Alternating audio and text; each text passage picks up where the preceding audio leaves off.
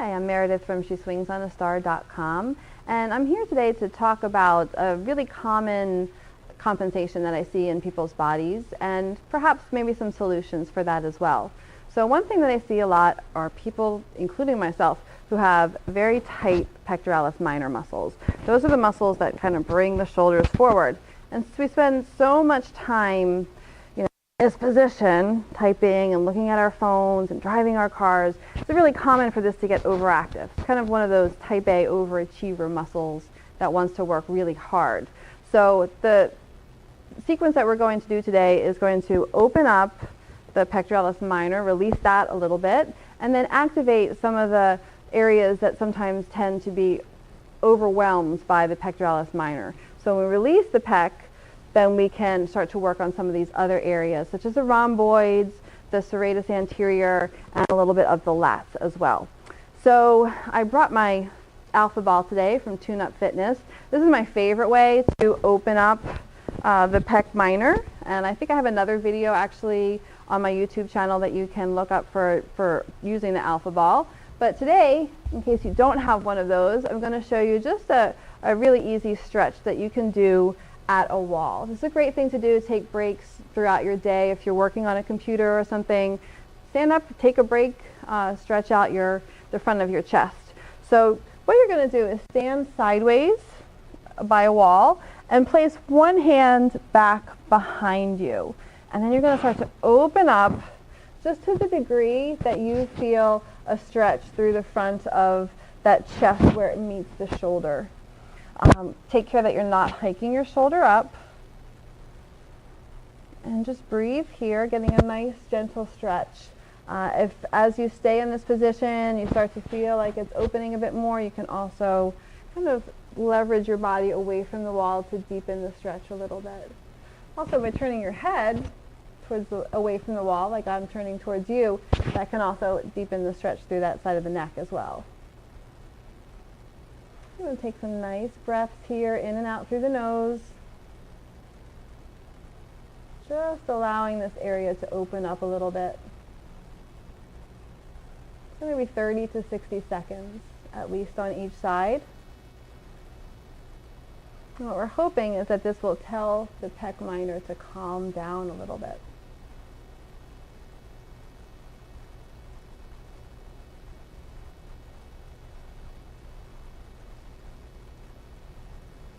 Let's release that side, and we're going to come into the other side. So turning the opposite way, bring that arm back behind you onto the wall, gently pressing into the wall, and then starting to angle your torso away. Now you might only be to here and feeling the stretch, and that's fine. You want to stay to whatever degree you're at that you're just going to get a nice gentle stretch, moving into it slowly.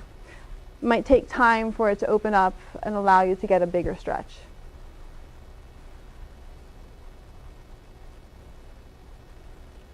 If you start to feel some neuropathy, like numbness or tingling into the hands, then I would back up a little bit.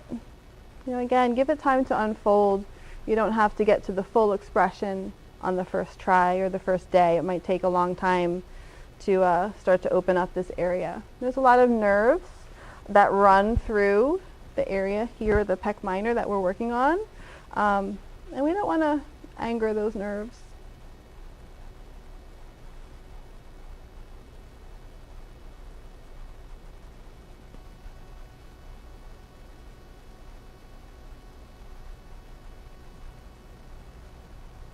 And then release. Kind of enjoy that feeling of spaciousness in the chest. And so for the next thing that we're going to do, we release the pec minor a bit. Now we want to activate the rhomboids, which are sometimes a little bit underactive because they're doing an opposite action of the pec minor. So for this, I'm going to turn my back to you for a minute. I'm going to place my hands on the wall about shoulder height and shoulder width apart. I'm going to make sure that my shoulders stay away from the ears. So if you start to see them hiking up, you definitely want to just encourage them to come back down your back. And I'm going to do what's called a rhomboid push-up, which the rhomboids help to retract the shoulder blades. They bring them closer to each other, closer to the spine. And then I'm going to push the wall away and come into protraction. Now, the pec minor helps with protraction, but if the pec minor is kind of talking too loud and trying to do all the work, it's overwhelming the rhomboids. It makes it hard for us to access those rhomboids, and it also can overwhelm the serratus anterior, which is the muscle that kind of wraps from back to front underneath the underarm. So we want to feel that area underneath the underarm engage as we push the wall away. And we want to feel the rhomboids between the shoulder blades engage as we bring the shoulder blades closer together.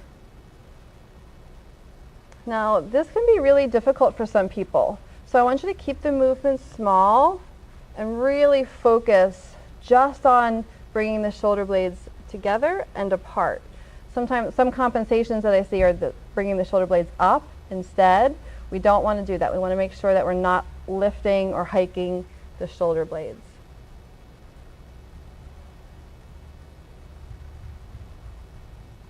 And you can also try this one-handed. So just the same thing, but only one hand is on the wall at a time. Or conversely, you can have two hands on the wall, but just move the one shoulder blade, retracting and protracting, just one shoulder blade at a time. If that gets too difficult, has a little bit less proprioception here, then just go back to doing both shoulder blades. But let's try the other shoulder now. And you might notice that one side is easier to do than the other.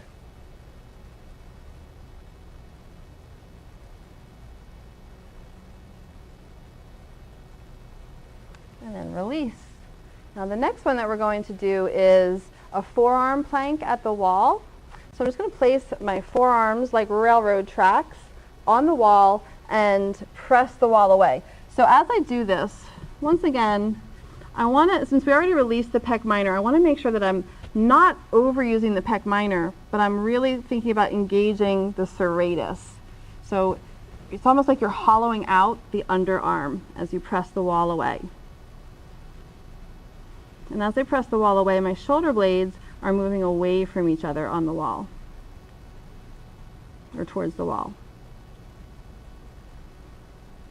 Now from here, you can also change the focus of your muscular engagement a bit by also thinking about pulling the arms down the wall.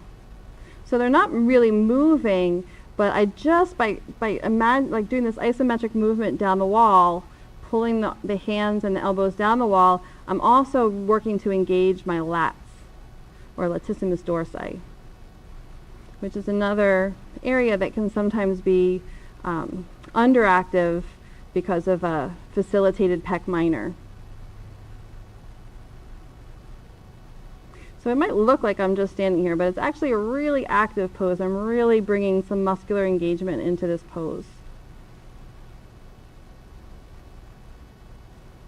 And oftentimes, if you do have a regular yoga practice, we do a lot of pushing. We push in plank, we push in downward dog, but we don't do so much pulling. So that's actually a great way to bring in a pulling practice into your regular yoga practice. So if you have any questions, you can always find me on my website, www.sheswingsonastar.com, or send me an email at meredith@sheswingsonastar.com. Thank you.